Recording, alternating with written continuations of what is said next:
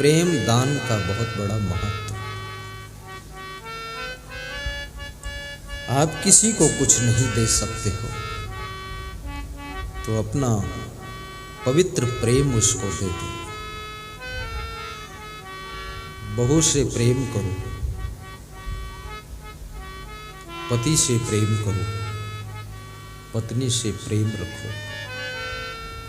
बूढ़े सास ससुर तुम्हारे प्रेम के भूखे हैं। बूढ़े माँ बाप वृद्धाश्रम में उनको मत छोड़ देना। वे भोजन के लिए नहीं जी रहे हैं, कपड़ों के लिए नहीं जी रहे हैं, वे अपने बेटे बहू और नाती को देखने के लिए जी रहे हैं। उन बूढ़ी आंखों के सामने तुम दिखाई दो, इसलिए उनको घर में रखना। एक नवयुवक का विवाह हुआ। उसकी पत्नी नए मॉडल की आई थी, बहुत पढ़ी लिखी थी, पोस्ट ग्रेजुएट, कई डिप्लोमा किया था। तो उसने अपने पति को समझाया कि ये सास ससुर जो है ना, या घर में गंदगी करते हैं, इनको वृद्धाश्रम में सेट कर दो। पति बोला ऐसा तो नहीं हो सकता, घर इन्हीं का है, मैं इन्हीं का बेटा हूं और तू इन्हीं की बहू है, और इनको वृद्धाश्रम में सेट कर दे। उससे पहले तेरे को ही सेट कर दे क्या? पहले से प्रैक्टिस कर वृद्धाश्रम में। तो उस नई पत्नी ने सोचा अभी मेरा जादू पूरा चल नहीं पाया। 1 साल शांत रही, 1 साल में पूरे जादू चलाया पति के ऊपर। ऐसा मंत्र फेरा, पति पूरा कंट्रोल में आ गया। जिन स्त्रियों के कंट्रोल में पति पूरा आ जाता है, वह स्त्रियां बहुत खुश होती हैं। वो समझ जाती हैं अब कठपुतली की तरह इसको नचाओ, चाहे जिधर घुमाओ, अब तो मेरे कंट्रोल में है। अब पति के साथ साथ ये बंदर भी है, नाचेगा भी। कितने पति बंदर बन गए, दमादम मस्त कलंदर, पति जी बन गए बंदर। और पत्नी का है पहला नंबर। और पत्नियों को बड़ी खुशी होती है अगर पति उनके अनुसार चलने लग जाए पूरा, तो सोचती है अरे तीनों लोक पर तो मेरा ही शासन है, क्योंकि त्रिलोकीनाथ तो बस में आ गए। बड़ी बहुत बड़ी भूल है, ऐसी गलती मत करना माताओं बहनों। तो क्या हुआ, 1 साल बाद फिर उसने प्रयास किया। नई पत्नी कहा माँ बाप को यहां से हटा दो, मैं इनसे ऊब गई हूं। तो पति माँ बाप को लेकर के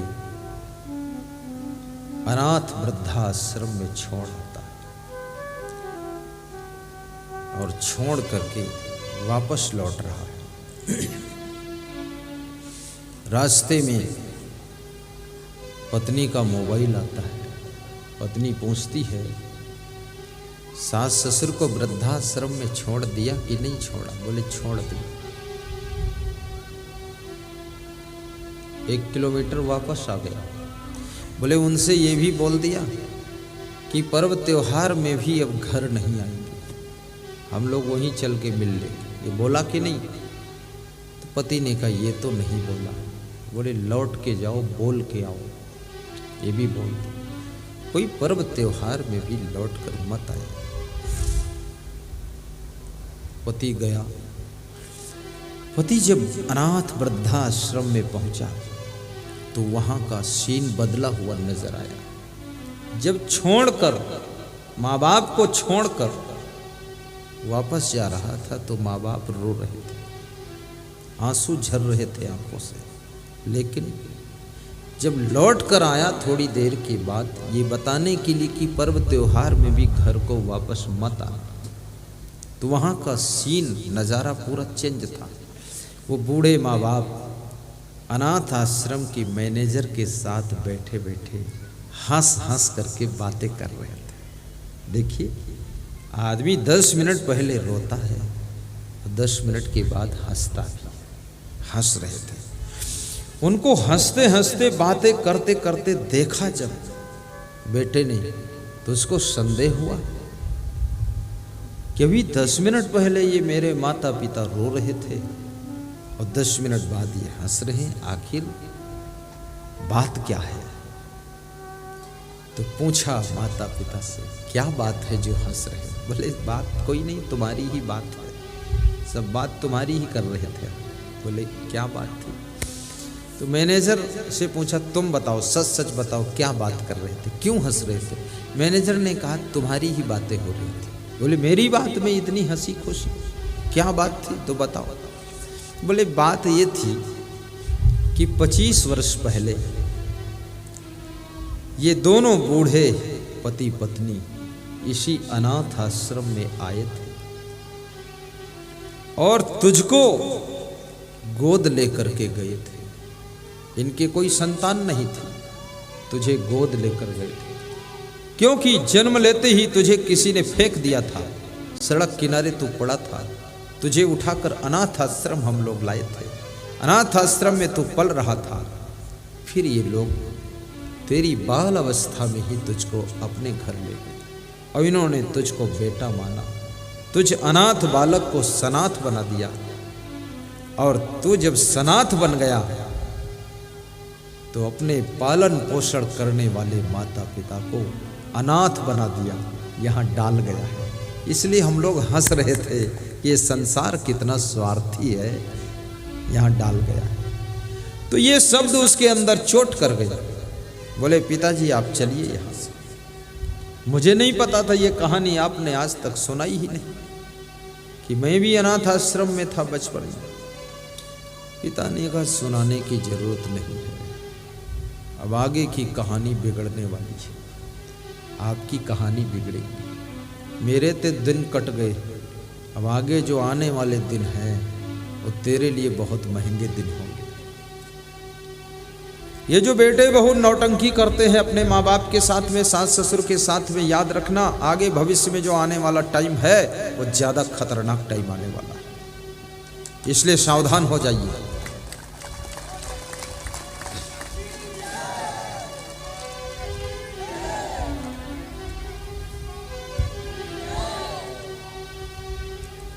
आधुनिक फैशन में आकर, लेटेस्ट मॉडल में भूलकर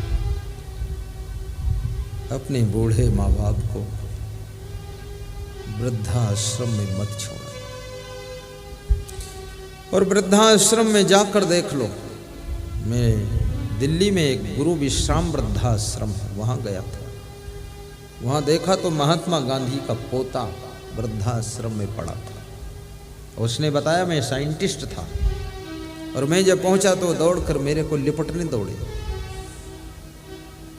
तो वृद्धाश्रम के जो मालिक थे उन्होंने दौड़कर उनको पकड़ा, बोले ये बीमार भी बहुत ऐसी बीमारी है, माइंड काम नहीं करता है। आपका प्रवचन सुनते हैं टीवी में, ये महात्मा गांधी के पोता महात्मा गांधी के पोता, ये महात्मा गांधी के पोता की ये दशा वृद्धाश्रम में पड़ा है।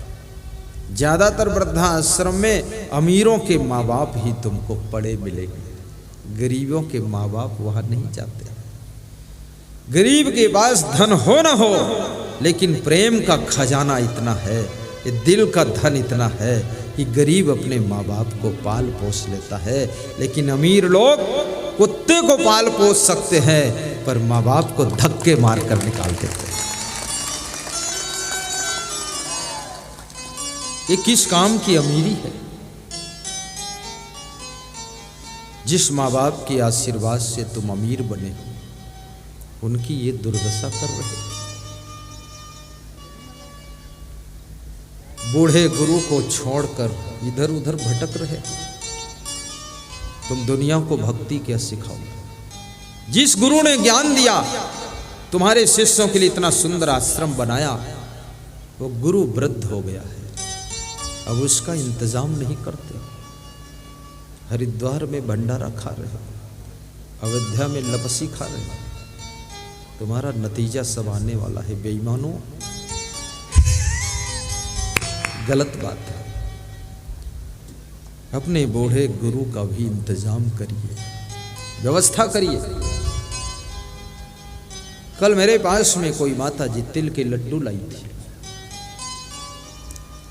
एक सज्जन घी भी लाए थे, सोनभद्र वाले। कोई कुछ ऐसा ले आता है, मैं इसको सुरक्षित रखवाता हूँ और अपने गुरु के पास भेजवाता हूँ कि मैं तो कहीं भी खा लूँगा, बहुत लोग मिलते हैं, लेकिन मेरा गुरु जो अच्छी चीज़ आ जाए, वृद्धावस्था में भोग लगाएगा, तो हम और हमें भेंट चढ़ाने वाला जिसने लड्डू दिया है वो दोनों तर जाएंगे, तर जाएंगे।